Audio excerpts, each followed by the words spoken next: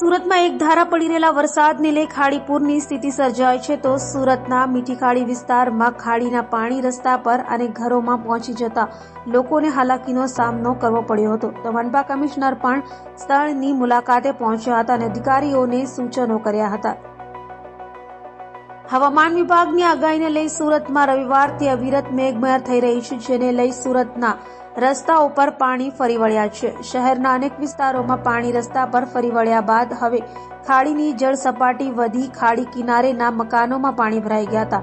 સુરતના લીંબાયત વિસ્તારમાં ખાડીના પાણી બેક મારતા ખાડી કિનારેના મકાનોમાં પાણી ઘૂસી ગયા હતા, જેના કારણે લોકોને ભારે હાલાકીનો સામનો કરવો પડ્યો હતો તો મીઠી ખાડીના પાણી રસ્તા પર અને લોકોના ઘરોમાં ફરી વળતા મનપા કમિશનર પણ સ્થળે દોડી ગયા હતા અને અધિકારીઓને સૂચનો કર્યા હતા।